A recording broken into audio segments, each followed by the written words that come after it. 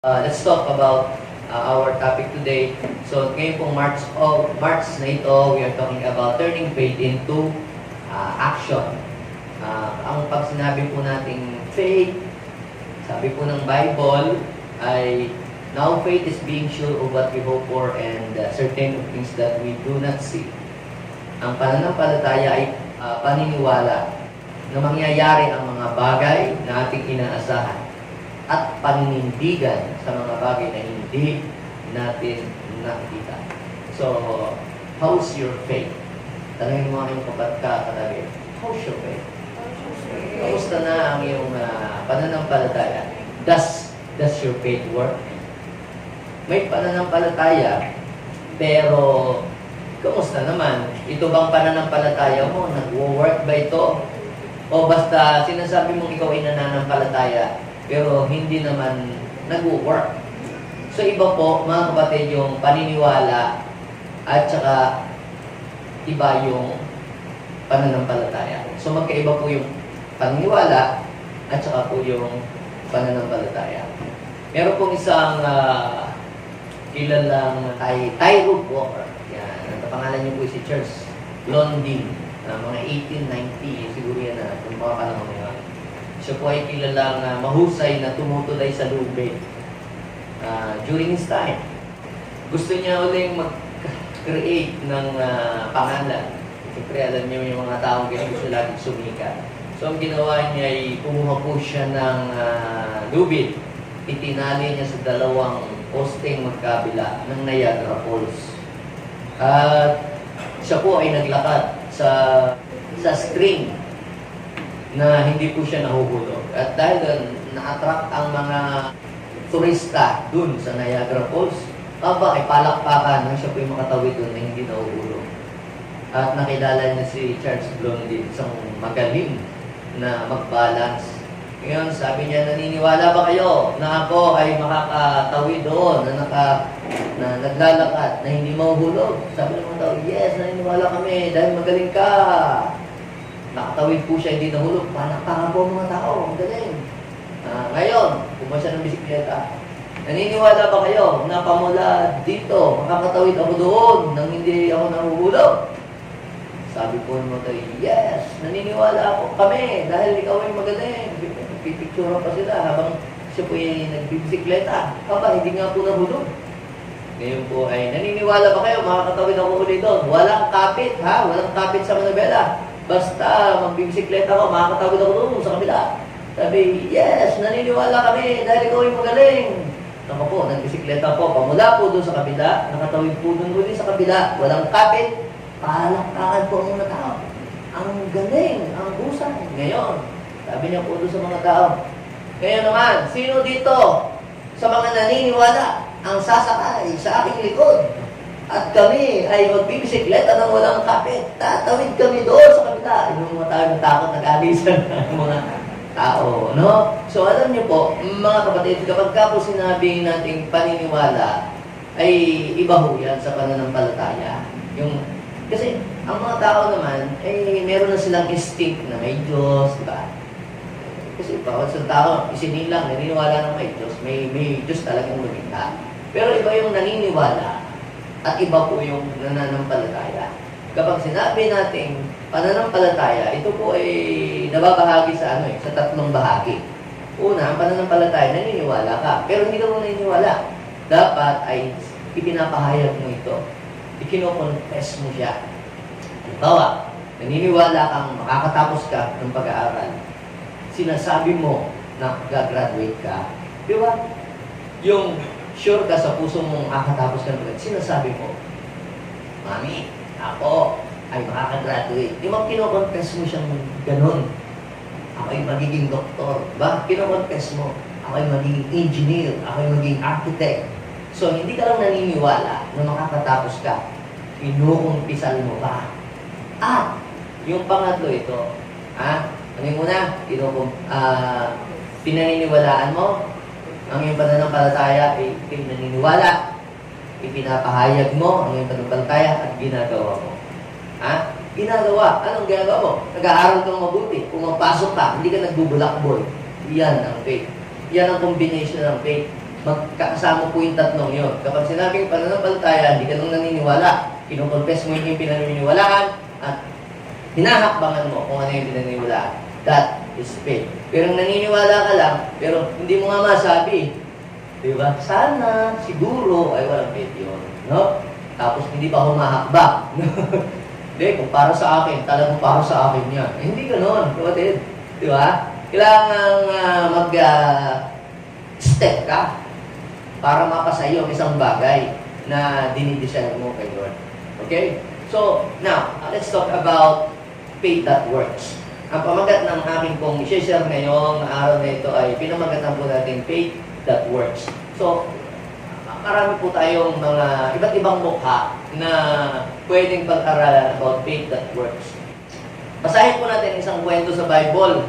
Dito ko po kukuhanin yung message na nais ko pong iparating sa atin na ito ay naniniwala ako na mensahe ng Diyos para sa ating lahat. Basahin po natin ang Mark chapter 2, verse 1 hanggang verse 12. Basahin natin sa screen. 1, 2, 3, go. Bumalik si Jesus sa Capernaum pagkalipas ng ilang araw at kumalat ang balitang siya'y nasa kanyang tahanan. Okay? Kaya nagkatipon ang napakaraming tao. Ano ba't wala ng matayuan kahit sa labas ng pintuan. Samantalang nangangaral si Jesus, may isang idinating na paralitiko dala ng 4 na katao. The Fantastic Four. Okay. Sa verse 4, go! Hindi nila ito mailapit kay Jesus dahil sa dami ng tao, kaya binakbak nila ang bubong sa tapat niya at inihugos ang paralitikong nakaratay sa kanyang higaan. Verse 5, nang makita ni Jesus kung gaano kalaki ang kanilang pananalig, sinabi niya sa paralitiko, anak, ipinatatawad na ang kasalanan mo. Sabihin mo sa iyong katabi, pinapatawad ka na ni Lord. Yan. May nakaupo roong ilang eskriba na nagsa loob ng ganito. Bakit nagsasalita ng ganito ang taong ito, kalapastangan sa Diyos yan? Hindi ba Diyos lamang ang makapagpapatawad ng mga kasalanan? Talos ni Jesus ang kanilang iniisip, kaya sinabi niya, bakit kayo nagsasaloob ng ganyan? Alin ba ang lalong madali? Ang sabihin sa paralitikong pinapatawad ng kasalanan mo, o sabihin, tumindig ka at dalahin mo yung higaan at lumakad ka. Patutunayan ko sa inyo na dito sa lupa, ang anak ng tao ay may kapangyarihang magpatawad ng mga kasalanan. Sinabi niya sa paralitiko, tumindig ka, dalahin mo ang iyong higaan at umuwi ka. Tumindig naman ang paralitiko, binuhat ang kanyang higaan at umalis na nakikita ng lahat. Sila'y pawang ng gilalas at nagpuri sa Diyos. Hindi pa kami nakakakita ng ganito. Sabihin mo nga sa iyong katabi, pag nananampalataya ka, yung mga bagay na hindi mo pa nakikita, makikita mo. Sinong naniniwala doon? Na pag siya'y nanampalataya, yung mga bagay na hindi pa dumarating, mga bagay na hindi pa niya nakikita, ay kanyang makikita. Amen? Pero kung hindi ka nanampalataya, wala kang makikita. At wala ka rin kita. Amen? Yeah, sino dito gustong kumita? Na dapat ikaw ay manampalataya, na ikaw ay kikita this week, this month. Amen? At hindi ka masisiro sa client. Yung mga pananampalataya, yung po, pag yung naghirap ng ilang mundo, ano po, ganyan. Halatang-halatang, hindi ka nananampalataya pag ganyan ka. Okay, dito po sa kwento na ating binasa sa inyo, ang Panginoong Jesus diyan ay nagmi-minister pa nung siya ay nagkataong tao. Siya ay taga Nazareth, pero lumipat siya ng tirahan sa Capernaum. Ang Capernaum kasi ay isang place kung saan yan ay sentro. Para bang dagupan, nandun lahat. Malapit sa bunuan, sa dagat. Ang mga tao ay nagpupuntahan doon, diba? Parang dagupan, meeting place. Ganon. So, yun ang Capernaum. Kaya mas pinili niyang doon manirahan kasi ay accessible. Very accessible yung place na yun. Siyempre, ikaw pagka naman, alam ikaw, ikaw, pumupunta kung saan-saan. Siyempre, pipiliin mo yung bahay o doon ka dito sa accessible para madali kang makalabas, madali kang makauwi, di ba? Madali kang mahanap. Yan. So, nung si Jesus po ay nasa Capernaum, sa kanyang tahanan, siya daw po ay dinumog ng mga tao. Sabi ng Bible, Jesus is in the house. Yung mga iba, ini-spiritualize to yung daw house, yung church, yung mga gano'n. Pero literal na bahay talaga yun. Bahay talaga. Tinitirahan niya. Parang kayo, may bahay kayo. Si Jesus may bahay din, tinutuluyan kanya. No? Pero sa spiritual, ang bahay ni Jesus, yung church. No? Para mapuno ng tao ang church, dapat nandun si Jesus. Amen? Okay? Hindi yung artista ang dapat nandun. Okay? Dapat si Jesus para mapuno ang church ng mga tao. Okay? So, nung si Jesus po ay nandun sa bahay niya, napuno ng tao, bakit siyempre, alam nila si Jesus ay nagpapagaling, alam ng Panginoon ng mga taong si Jesus ay nagmimilagro. Hindi naman po lahat nang pumunta po doon sa bahay ni Jesus talagang gusto talagang makilala at ma-meet si Jesus at gusto makarinig sa salita ng Diyos. Yung iba, ibang motibo. Kaya nandun doon, nakikiusyoso, naghahanap lang ng mautangan o naghahanap ng kamalian. May mga gano'n. Hindi naman, parang sa church, di ba? Hindi naman lahat ng napunta doon. Hindi lahat ng napunta doon, hinahanap si Lord. Diba? Yung iba naman nasa church, naghahanap ng mabubudol. Yung iba naman nasa church, nagtatago sa kanila kasi baka mautusan ng magpagilis ng pinggan. No? Hindi lahat. Pare-parehas. Mamaya, papakita ko sa inyo na kahit ang isang tao nasa church, hindi talaga si Lord talaga ang hinahanap kaya nasa church. Kaya yung mga simbang gabi. Kaya nagsisimba, hindi pala simbang gabi, simbang gabi. Kaya dahil may puto bongbong, yung mga gano'n, nabibigay sila. Pero pupunta na rin sa church. Dahil naandun ang naibig ko, naandun ang trust. Iba-iba Tapatin ko kayo, ang nakakaranas lang ng miracle ni Lord, ng breakthrough, sa pagpunta niya sa church, yung talagang nananampalataya at hinahanap niya si Lord. Ang taong nananampalataya, hinahanap si Lord sa buhay niya.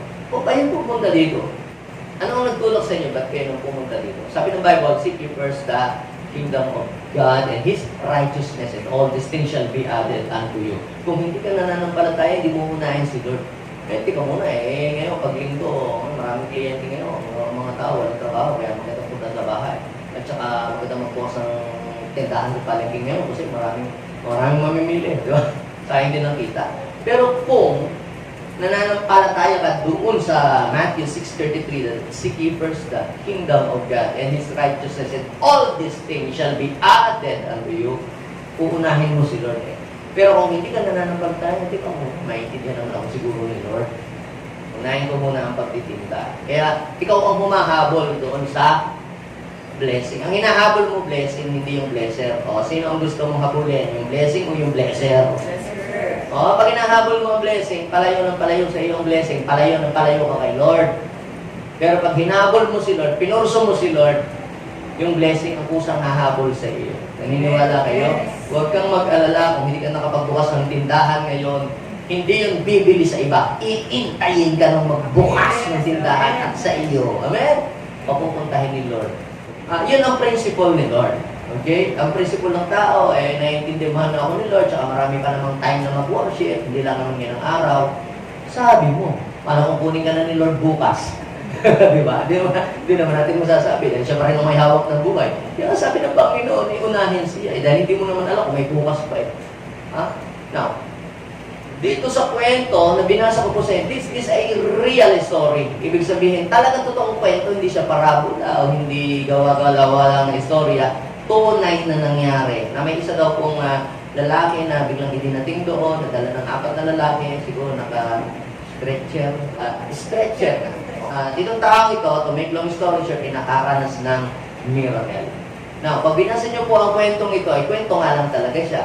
But as you read and meditate this story, you will find a revelation and a message na kung saan ay nagpapakita ng mga bagay o kilos na may kinalaman sa pananampalataya. Now, habang binabasa ko itong kwentong ito, meron akong nakita ang 3 kinds of person when it comes to faith. three kinds of person when it comes to faith. Sino ba yung mga tao? Alam natin ang object ng faith ay si God, si Jesus, di ba? Pero may tatlo doong uri ng tao. Halika kaya doon. Kasi may nakita ko doon, paralitiko. May paralitiko ba doon? Kaya nakita.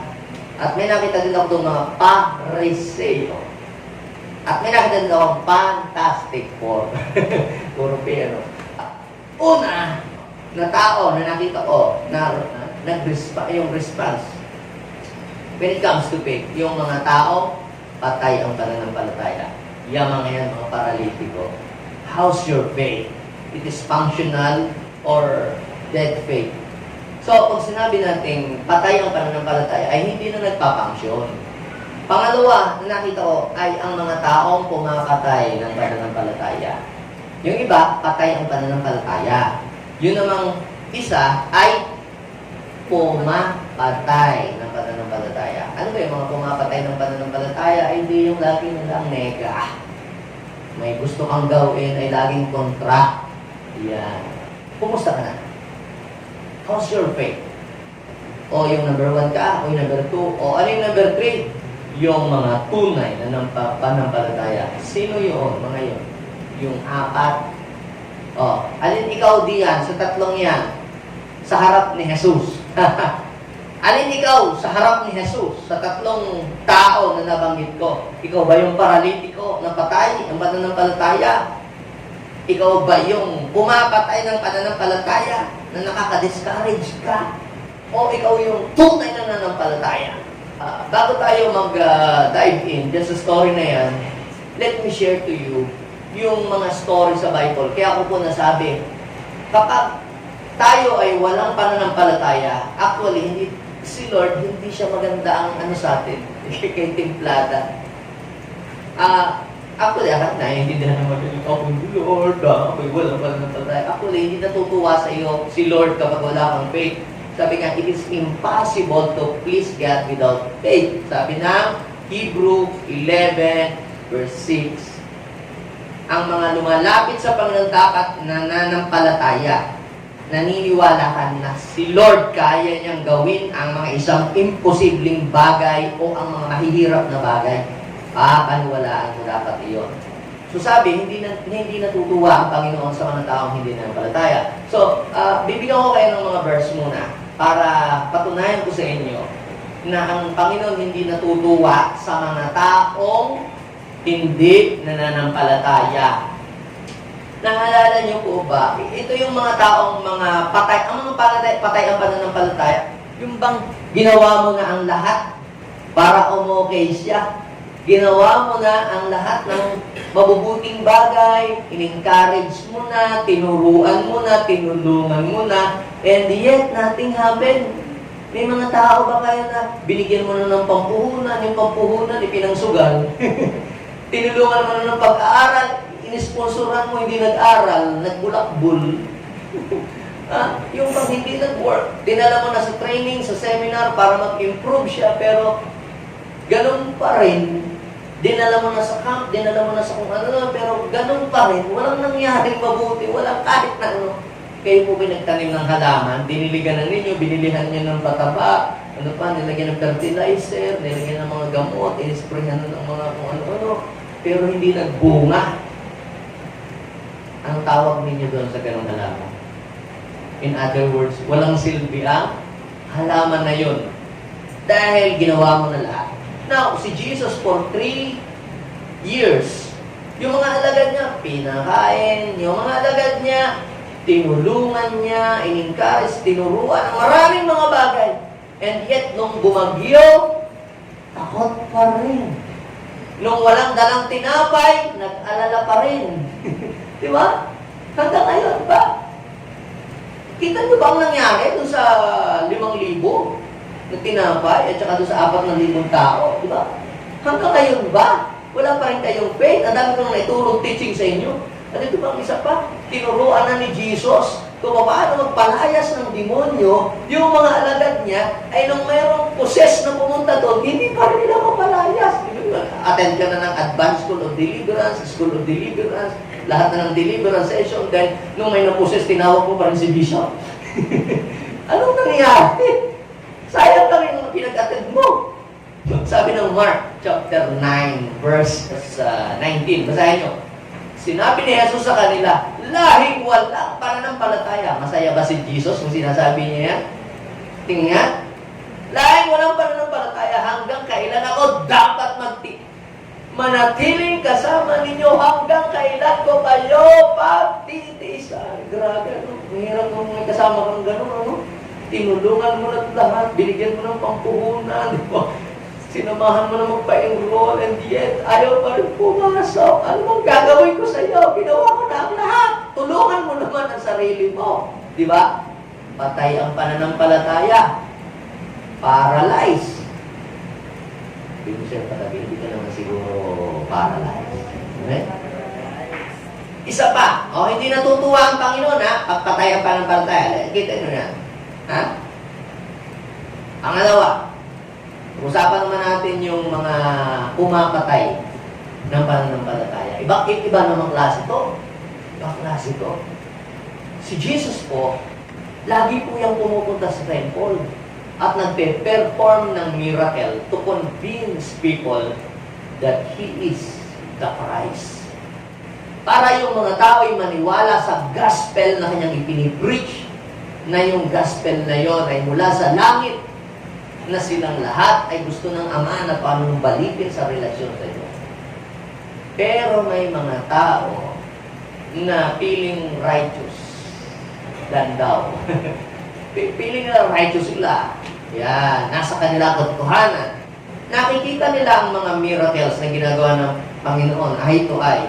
Talagang sa pamamagitan ng kanilang mga natural. Nakikita nila literal, gumagaling ng lumbo, bulag, natatalakay. Pero alam niyo po, kahit nakikita nila yon, kinokontra nila ang salita pa rin ng Diyos. Kaya naman yun nagpapagaling nagpapasikat yan. Kaya naman yan nakakapagpagaling dahil kay Beelzebul, binibigyan yan ng kapangyarihan, ng mga masasamang espiritu, kaya yan ganyan. Isang araw, nung si Jesus ay nasa temple, yun po ay araw ng pamamahinga. Sabbath day. May dinala doon na isang, yung parang na-stroke, patay ang kamay niya. Sa ano yan sa Mark chapter 3 verse 1 to the following verses. Yung binantayan siya ng mga, yung kontra ng kontra. Kasi sabi ko sa inyo, hindi lahat ng pumupunta sa church napunta dahil hinahanap si Lord. Ang iba naghahanap lang ng pagkakamali, naghahanap lang ng ichichismis.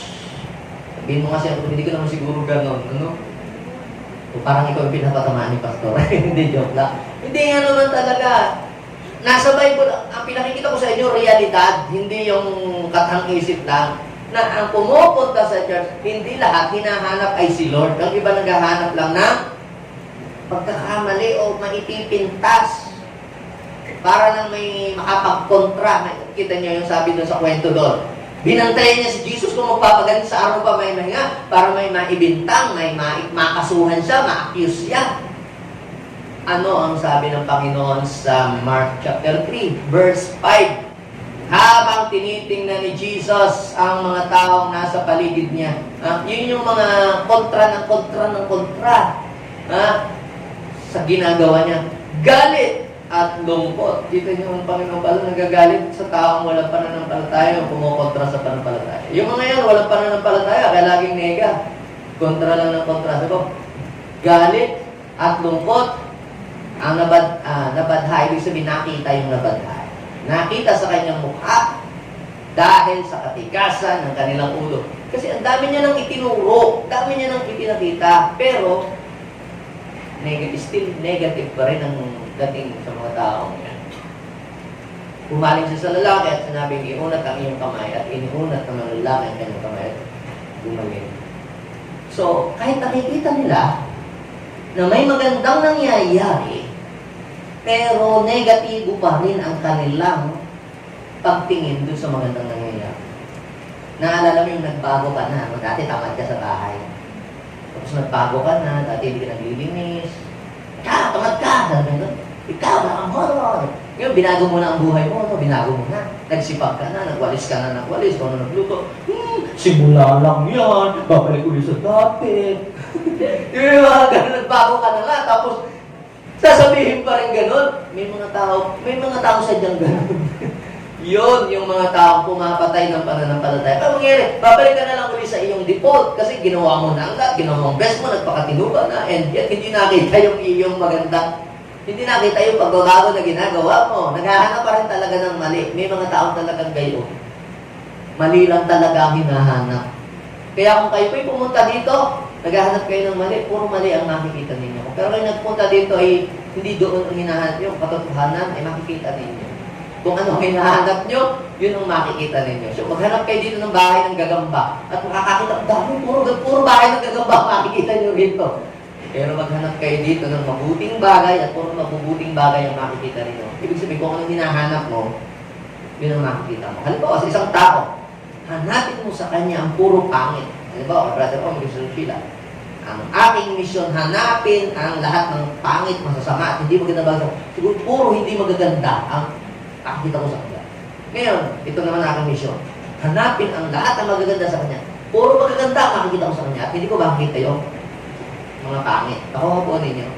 Yun. So, dapat ay doon ka mag-focus sa mga magagandang bagay na ginagawa ng Diyos at gagawin pa ng Diyos at yun ang makikita mo. Amen?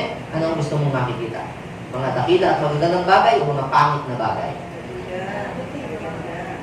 So, anong gawin mo? Hanapin mo si Lord. Yan. At ito yung pangatlong back up dun sa truth na sinabi ko sa iyo na tatlong uri ng tao when it comes to faith. Yung patay ang pananampalataya, pumapatay ng pananampalataya, at ito, yung pangatlo, mga taong may tunay na pananampalataya. Sabihin mo sa iyong katabi, sana kabilang ka doon. Yan, yung mga may tunay na pananampalataya. May kwento ako dyan, na nabasa din sa Bible din. Alam niyo po ba, meron po doon isang pinuno ng mga Romano. Yung may mataas na kotungkulan. Actually, itong tao kong ito, may fear of the Lord. Siya pa nga po ay tumulong sa pagpapatayo ng mga, kumbaga sa ating panahon, yung sinagoga, parang church, mga chapel, sa mga barangay, sa mga municipalities. Kasi siyempre, may kakayahan siya kasi siya ay pinuno ng mga Romano.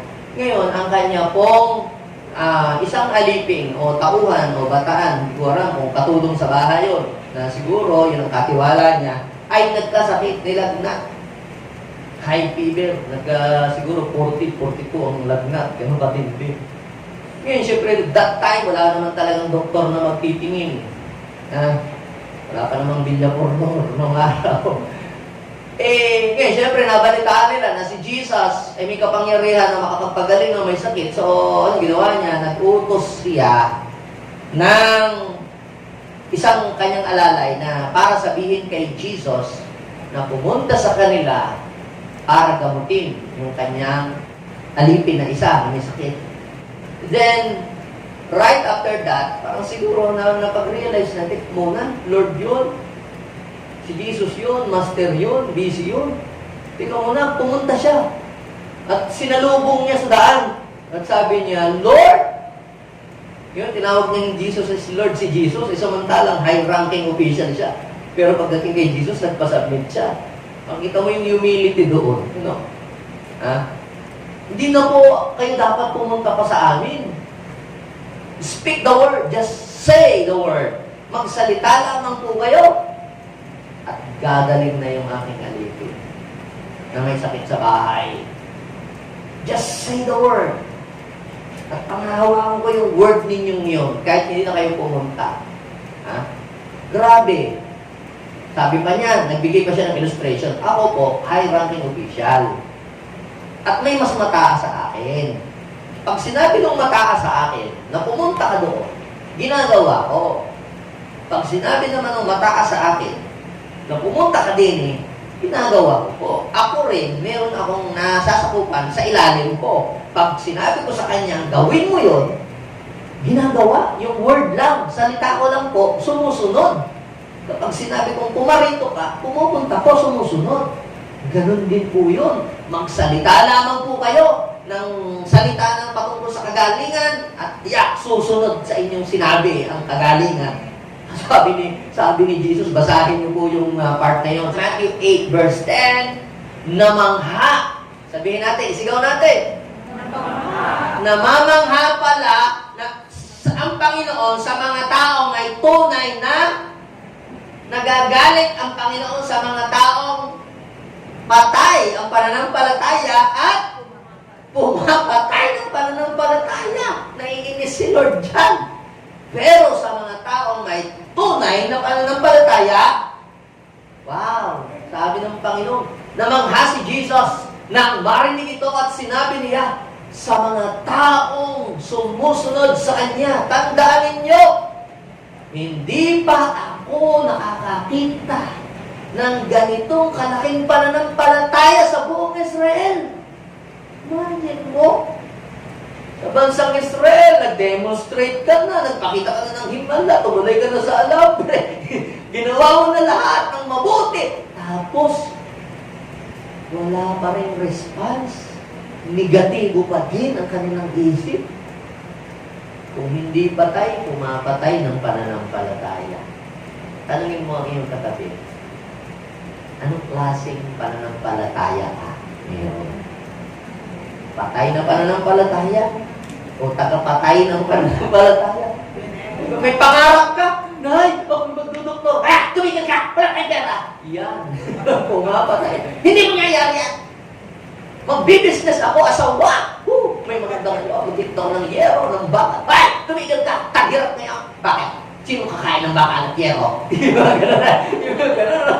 Nega. Umapatay ng pananampalataya. Ano bang laging negative? Nakakain ba yun? Pag nagutom ka. Di ba ganun lagi? Yung pag ganun mag-isip, ang mga taong pumapatay ng pananampalataya, pumapatay ng pangarap. Kaya, di ba parang binuhusan ng tubig, yung excited ng gawin isang bagay, tapos narinig ko, parang nakakawalang gana yung gano'n. Subukan niyo yun? May gusto ko kayong gawin, tapos excited ka na. Sabi niya, yung kasambahay niyo, nega ang dating, nakakawala ng gana yun. Diba? Yan ang pumapatay ng pananampalataya. Pero salamat! Ang mga kaharap ko ngayon ay may tunay na pananampalataya. Kaya yung mga hindi ninyo nakikita, siguradong makikita ninyo. Amen? Now, let's go back to the story, to our text today. Ano ang mahalagang aral? 3 important characteristics that you will see to the faith that works. Ano ang 4 na characteristic ng faith that works? O katangian ng faith that works based on that story na binasa ko po sa inyo. Okay? Are you ready? Ito na. Doon na lang tayo muna mag-concentrate. Ano lang ako ng background, sa inyo, ng foundation na totoo, na may 3 klase talaga ng tao when it comes to faith. So dito, let's focus dito sa story na to. What are the 3 important characteristics that faith that works has? Tingnan ninyo yung story na yun at makikita ninyo yung realidad na nangyayari sa tunay na buhay ng isang tao may pananampalataya. Okay, are you ready? Number 1, ito, faith that works surpasses every negative situation. Do you believe that? Yung taong may pananampalataya sa gitna ng mga negatibong bagay na nangyayari, sa gitna ng may mga difficulties at hindi magagandang bagay na nangyayari sa kanyang buhay ay kanyang nalalampasan yun. Naniniwala kayo? Kapag may pananampalataya ka, ano man yung difficulties, ano man yung hirap, yan man ay mga kabiguan, o yan man ay mga persecution, basta lahat ng hindi magaganda na nagaganap sa inyong buhay, sino dito yung may nangyari na sa buhay niyang hindi maganda? Yung dumating sa point ng buhay niya, hindi na siya alam mo paano pa siya makakaalis doon. Pero ngayon, nakaalis ka doon. Bakit? Kasi ginamitan mo ng pananampalataya. Because of your faith, naniwala ka, Lord, hindi ako forever nahirap. Hindi ako forever na baon sa utang. Hindi ako forever na down. Darating ang araw, mananampasan ko ito. Dumadaan lang ako dito, but I will not stay here. Amen? Yung mga yon, sumusurpass ang mga tao na may faith na nagwo-work, buhay. Buhay ang pananampalataya, nakakalampas. Pero yung walang pananampalataya, lumulubog na sila doon. Now, look at the verse. Meron daw po, nung si Jesus ay naandoon sa bahay nila, nagkakaipon-ipon ang maraming mga tao. At meron daw pong, may idinating daw po ng isang paralitiko na dala ng 4 na tao. Tingnan niyo, look at verse 4. Hindi nila mailapit kay Jesus dahil sa dami ng tao. Tingnan ninyo, ha? Tingnan ninyo. Hindi daw po makalapit. Siguro talagang full pack. Kahit pinto, hindi ka makasingit. Nasubukan nyo ba yun? Manunood kayong gilong-gilong, hindi kayo makapanood. Meron kayong mga pinapanood na concert, hindi kayo makadaan sa pinto, talagang siksikan. O kaya sa SM, sale. Pumunta ako dyan sa SM nung isang kalabi yung Friday. Kasi bibili ako ng mga pang gamitin dito sa ating leadership gathering. Parang nagdumeta. Wala, joke lang. Grabe ako. Ang harap ako itong pinipilahan dito. Jay ko lang wala. Siksikan. Talagang full pack. Yung iba nandun na sa malapit na sa may pinto, sa may gate na. Ini-imagine ko, Jay ko pa lang yun, ha? Donut pa lang yun. Ini-imagine ko, lalo na kung yung mga taong nangangailangan na siya lang ang may solusyon. Bakit? Jay ko lang ba ang mayroong masarap na na donut? O yun lang siguro kahon ng gusto nila. Itong Jesus na nandoon, siya lang yung may solusyon nun. Wala na bakit? Talagang puno-puno siksikan. At kung kayo po yung mga tao na may dalang taong may sakit na nasa stretcher pa, nagaling pa kayo sa malayo, at nakita niyo na gano'n ang sitwasyon, ano sasabihin niyo? Pare, mukhang malabo tayo makalapit kay Jesus niya. Bakit, pare? Kita mo naman, walang madaanan.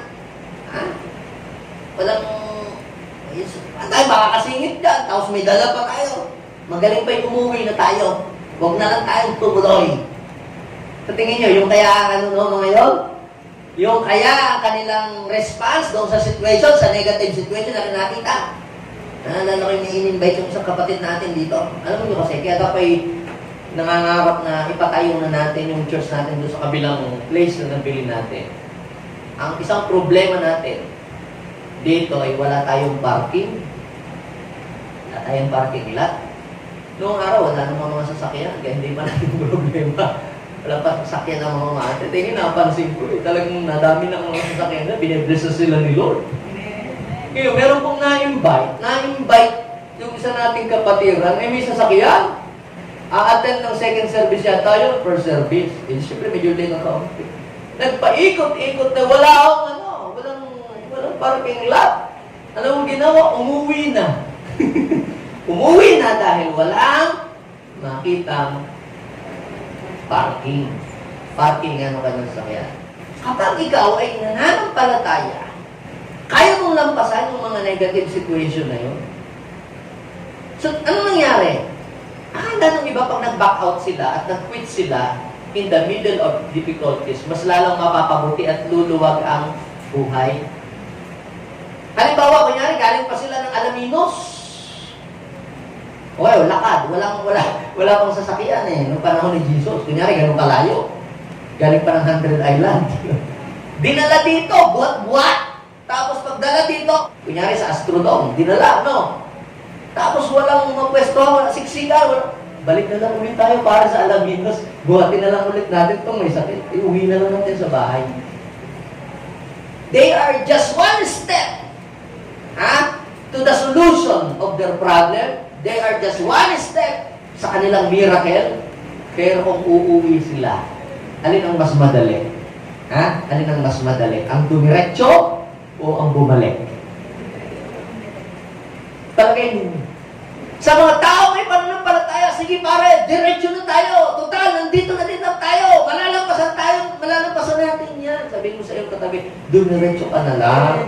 You are just one step to your breakthrough. You are just one step to your miracle. Amen? Malalampasan mo kapag ikaw inaando na sa pinakamatindi ng problema, pinakamakatindi ng mga situation, ibig sabihin, malapit na malapit. Amen. Palapakan natin sila.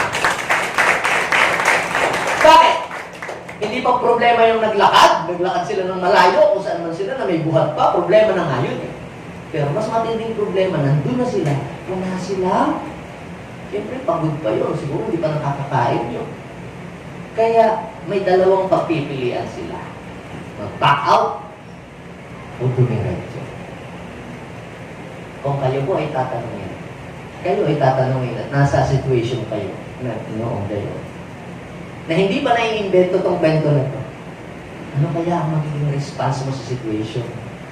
Tutuloy ka, magpapatuloy ka, o magbaback out ka? Kaya sabihin mo sa iyong katabi, anumang difficulties, ang mga kanasan mo sa buhay mo, huwag kang tatalikod kay Lord. Basta dumiretso ka, alampasan mo ang lahat ng problema na pinagdadaan sa buhay mo. Amen? Sinong naniniwala doon? Malalampasan niya. He will surpass yung lahat ng mga problema and difficulties na nararamdaman mo at na pinagdadaanan mo sa iyong buhay. Amen? So, pangalawa na characteristic that we can see in that story. Ano po ang mapapansin ninyo? Doon sa situation niya, faith that works always find a solution. Ang taong mayroong pananampalataya na nagwo-work ang faith niya, siya, mga kapatid, ay hindi na nanatili sa ganong kalagayan. Lumalampas siya doon. Pangalawa, ang taong mayroong nagwo-work na pananampalataya, umiisip siya ng mga solusyon sa bawat problema na kanyang kinakaharap sa buhay. Always find a solution. Ganito. Pare, wala tayong madaanan. Siksikan. Anong gagawin natin? Kung naglibot ng hiram ng hagdan. Isip ko lang yun. Imagine tayo. Paano sila nakakit sa bubong? Pare, ikaw ha? Manghiram ka ng hagdanan. Imagine nyo, sa lugar na yon na kung saan hindi naman sila taga-roon. Sige, basta, maghanap ka. Ikaw naman, ha? May teamwork. Ikaw naman, sabihin mo, pare, manghiram ka ng lubid. Lubid! Ganun ba? Saan ka manghiram? Basta. Kita ninyo, ang taong nananampalataya, gumagawa siya ng paraan para makalampas siya doon sa kanyang sitwasyon. Diba? Ikaw naman, anong gagawin mo? Martilyo! Maghiram ka ng martilyo! Anong gagawin natin sa martilyo? Basta sumunod ka! At manghiram ka ng martilyo! Ikaw naman, anong gagawin mo? Paypayan mo ito natin. Pasyente, baka hindi na abutin. Gano'n, no? Hindi mo na-imagine yung mga pinagagawa ng apat na yun? Tapos, sige, akyat tayo, akyat! Hindi kaya niya naisip. Kung yung mga tao, teka muna, baka makulong tayo, mapapabarangay tayo dito. Bubutasin natin ang bubong ng may bubong. Ang mga nananampalataya, risk taker yan. Sabi natin, risk taker. Bahala na! Yain na tayong patulpo dito o pulis dito. Basta, uuwi tayo talagang answered prayer. Yung gano'n, no? Ang mga bahay kasi noon, parang ganito. Yung hindi yung, di ba, hindi katulad sa Pilipinas, yung nausong bahay, yung parang pa-letter A, triangle. Ngayon, bumabalik na ulit sa yung pa-flat eh. Ang mga bubong sa kanila, gano'n, parang ganito. Pwede nyo sabi, basahin nyo po yung part na yon. Dahil sa dami ng tao daw po, sa verse 4, hindi nila mailapit kay Jesus dahil sa dami ng tao. Anong ginawa nila? Kaya binakbak nila ang bubong. Bakit? Sa tingin ninyo, ito, nung ba sila pumunta doon, may dala silang hagdan? Imagine, saan ka pumunta? Pumunta ako sa Villaflor. Ba't ka may dalang hagdan? Di ba? Ba't ka may dalang martilyo? Wala, dala mo lang dapat pera, di ba?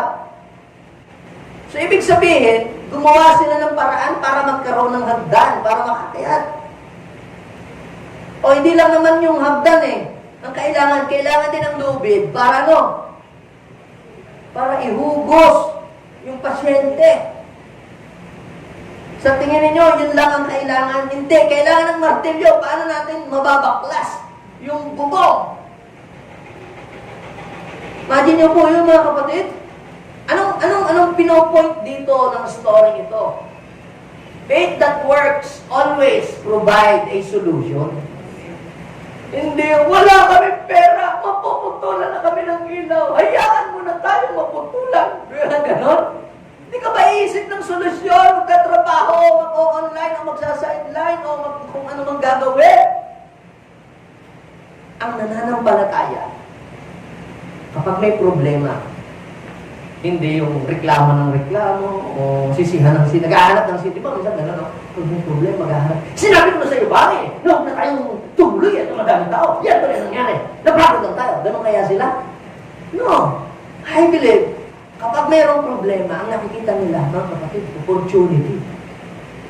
Ha? Dahil hindi tayo makadaan sa pinto. Ting! Sa bubog tayo dadaan. Ha?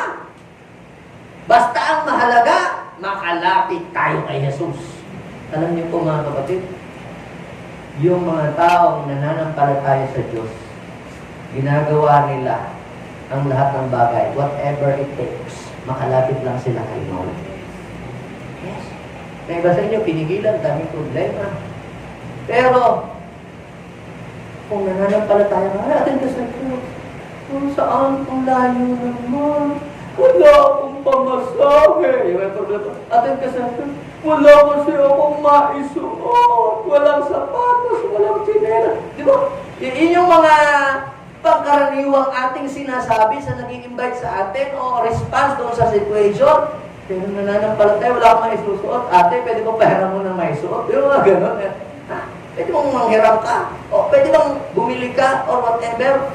Ang mga nananampalataya, the person that has faith, that works, always find a solution.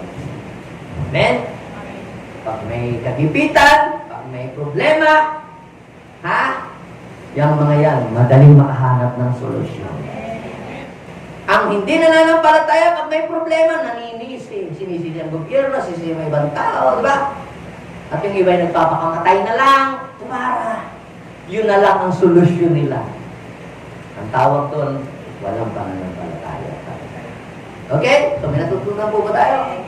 And last, ito. The faith that works saves other person. Nananampalataya po ba kayo sa puso nyo that you are saved? Kung tinanggap niyo si Jesus, save po kayo? Save po talaga kayo? O nagda-doubt kayo, ako nga ba talaga liligtas, parang hindi pa niyo ako. Tanungin niyo katabi, tingin mo, pag nawala ka dito sa mundo, sigurado ka kaya kung sa langit ang iyong punta. Hindi ko nga alam mo.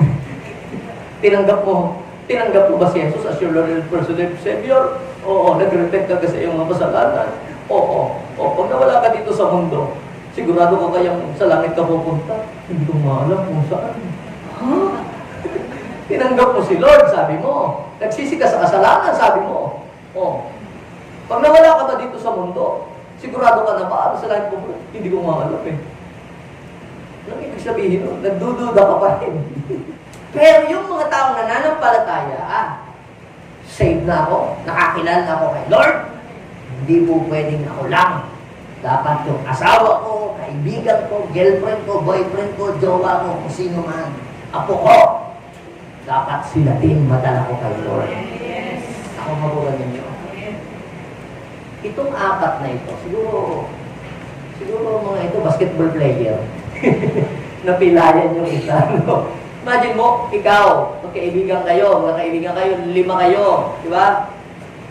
Nakakilala kayo kay Lord, ay kayong 4, nakakilala kayo kay Lord. Papayag pa kayo yung inyong pang isang best friend na Dati yung kainuman, hayaan na lang yan, pabayaan na lang yan, tayo na lang makakilala kay Lord, tayo na lang lumakas. Gaan na siya dyan. Hindi ka tunay na kaibigan. Kaya itong makikita natin dito, palagay ko, magkakaibigan silang 5. Walang iwanan pare. Yung bang tinulungan, sila yung malakas, tinulungan niyo yung isang tao na mailapit kay Lord. Makukuha niyo dito yung idea. Ikaw ngayon na nakakilala sa Panginoon, nagkaroon ng relasyon sa Kanya. Ibig sabihin, dati kang mahina, pero ikaw ay lumakas. Ikaw ay tumibay. At yung mahal mo sa buhay, yung kaibigan, sila ay paralyzed. Pwedeng hindi sila paralisado physically, pero yung mga taong na paralyzed because of their problem, yung hopeless sila, paralyzed because of their debt, hindi na lang paano sila pa makakabangon, paralyzed dahil sila po ay nalugi sa negosyo, o paralyzed dahil ang daming dumaan sa kanilang mga problema sa buhay. Maraming taong na paralyzed, hindi lang physical, but spiritual. Pero, may mga tao ba ditong pinalakas si Lord? Kaya mo bang tumulong doon sa mga taong paralitiko? Mailapit mo sila sa Lord para sila makatindig muli at makabangon? Maaaring pamula ng pandemic hanggang ngayon, paralyzed ka pa rin. Paralyzed ang iyong business. Paralyzed ang iyong finances. Paralyzed pati yung relationship mo sa iyong mga mahal sa buhay, sa iyong kapwa. But I am telling you, kung ikaw yun, na paralyzed, pag lumapit ka sa Panginoon, kaya ka niyong bigyan ng pag-asa. Kaya ka ng Diyos palakarin at pakindigin mo. Now, basahin ito. Sa verse 3, pasin yung verse 3 Mark chapter 2 verse 3, may idinating na isang paralitikong dala ng 4 na katao.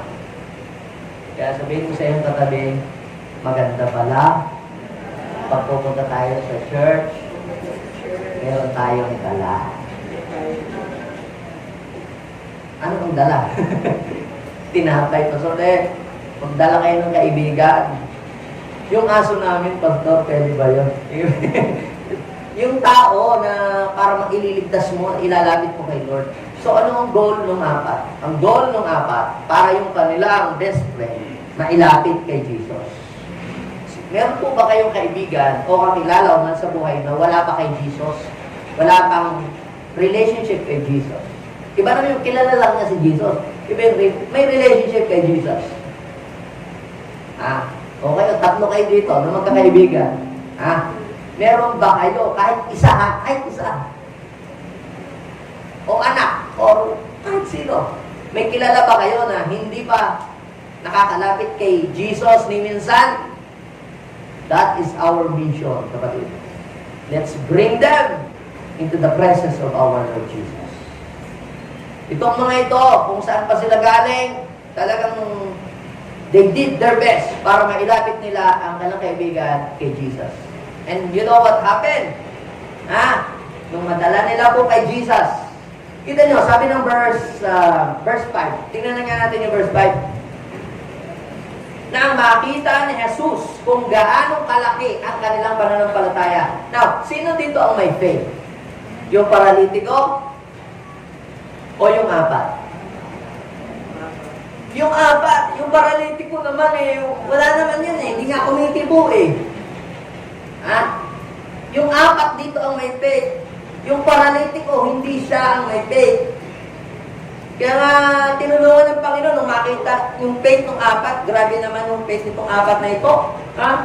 Naglakad pa dito, gumastos pa dito, nanghirap pa ng hagdan. Hindi pinagalitan ni Lord. Oy, kayo babayadan niyo yung bubong ko. Sinira niyo, Alam nung tinitingnan dito ni Lord? Yung faith. Ibig sabihin, nag-work yung faith nila. Bakit? Imagine mo, nilampasan nila yung lahat ng mga tao doon, binaypas nila yung mga yun, pati bubong, para lang makalapit kay Lord. At ano niyo po, nung makita ni Lord ang pananampalataya ng 4. Kaya, yung mga nag-aakay dito, inakay niyo yung mga tao dahil gusto rin niyo mabago ang buhay. Sinasabi ninyo na si Jesus ay nagbabago ng buhay, nang re-restore. nang makita ni Lord ang pananampalataya ninyo, gagawin ni Lord sa kanya yung sinabi ninyo, kaya ni Lord gawin. Are you with me? Now, look at that verse. Sa verse 11. Basahin po natin. Sabi ng Panginoon sa lalaki, kaya sinabi niya, tumindig ka. Sabihin mo sa iyong katabi, tumindig ka. Ayan. Dalayin mo ang iyong higan at umita. Tumindig naman ang paralitiko, binuhat ang kanyang higan at umalis na nakikita ng lahat. Sila'y pawang ng gilalas at hindi pa daw sila nakakita ng ganon. Now, I am telling you, yung lahat ng mga tao, sila man ay paralyzed dahil sa problema o dahil sa sakit o dahil sa mga nangyari sa kanila, kapag sila ay lumapit kay Lord, sila ay marirestore. Amen? Buhatin mo ang iyong higaan. Dati, ikaw ang binubuhat. Ikaw ang lagi na lang tinutulungan. Sa inyo, lagi ikaw na lang sinusuportahan. Pero dadating ang araw, kaya mo nang buhatin, kaya mo nang tumindig sa iyong sarili. Amen? Makikita ng mga tao sa paligid mo. Makikita ng mga tao na, hindi ka nakagaya ng dati. Ito dati nangihingi. Ito dati nangungutang. Ito dati ganitong buhay. Pero, kapatid, maa-amaze na lang yung mga tao, mga kapitbahay mo, na hindi ka nakagaya ng dati. Amen? Sabihin mo sa iyong katabi, tumayo tayo. Let's arise. Amen? Tindig na. Tapos na tayo. Sabihin mo sa iyong katabi, tindig ka. Amen? Buhatin mo ang iyong higaan. Kaya nasa Bible pala, yung magtiklop kayo ng mga higaan. Gusto ng Panginoon na hindi natin iaasa lagi sa ibang tao yung ating personal na pangangailangan sa buhay. Amen? Dating araw, hindi naman tayo laging aasa sa ating ninong, sa ating ninang, sa ating lolo at lola. Kapatid, meron din silang higaan na dapat buhatin. At may higaan ka. Anong ibig sabihin? You are responsible na buhatin kung ano yung pasanin mo sa buhay. But I am telling you, huwag kang matakot. Bibigyan ka ng Diyos ng lakas para yung iyong responsibilidad ay magampanan. Magbuhat mo kung ano man yung pasanin na hindi mo kayang buhatin. Walang pasanin sa buhay na hindi mo mabubuhat. Amen? Makakatindig ka. Amen? Sabihin sa inyo tayo, makakatindig tayo. Makakabangon tayo. Kayo man ay na-down dahil sa problema, na-down dahil sa kahirapan. Kapatid, hindi pa huli. Hindi pa tapos ang mundo. Buhay ka pa. Makakatayo ka pa rin. Amen? Marami kang nawalang pera sa iyo, sa mga pagpapagamot, sa mga paggastos. But I am telling you, hindi pa tapos ang buhay. Makakatayo ka pa. Makakalangkas ka pa. Mabubuhat mo ang lahat ng pasanin mo sa buhay na pinagdadaanan mo. Dahil si Lord ang magbibigay ng kalakasan sa iyo. Thank you, Lord, for your loving kindness. Thank you, God, for the faith that works. Lord, idinideklara ko na ang faith namin mag-work. Hindi ito paralyzed, Panginoon. Hindi ito patay, Panginoon, Lord. May mararating kami because of our faith in you, Lord. May mararating kami. Hindi kami mananatiling ganito. Oh God, JA1 people will arise. JA1 family will be blessed. JA1 family will prosper. Oh, we will experience breakthrough in Jesus' name. At hindi lamang kami, pati yung mga inaanay namin, mga anak namin, at mga mahal namin sa buhay. Lord God, thank you so much. Dahil kami, Panginoon, ay pinalakas mo ang pananampalataya. Salamat sa kabutihan mo sa amin. Thank you, Lord. Maaaring ikaw na pumunta dito ay na matagal nang na-paralyze ang iyong buhay. And you don't know what to do in your life. But I'm telling you, there is hope. Just draw near to Jesus and He will draw near to you. And your hope will become alive and strong. Pwede bang ilagay natin ang ating mga kamay sa ating puso? At sabihin po natin, nang may pananampalataya ang panalangin ito, Binating Panginoon Jesus. Salamat po. Dahil tinuruan mo kung paano manampalataya. Panginoon, inihiling ko po na maging buhay lagi ang aking pananampalataya sa iyo. Hindi ako maging patay ng pananampalataya. Hindi ako pumapatay ng pananampalataya.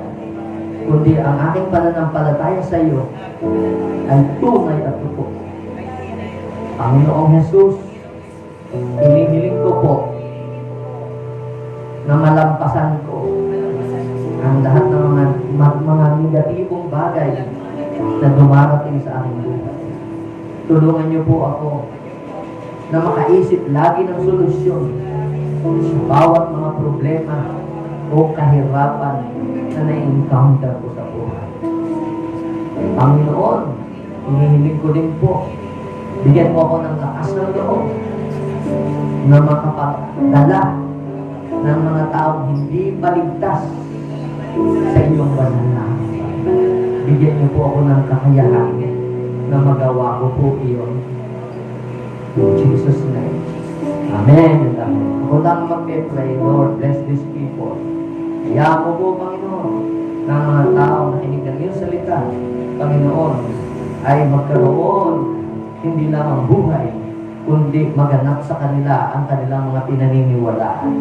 At hindi lamang ito narinig, kundi makikita nila sa buhay nila. In Jesus' name, amen and amen.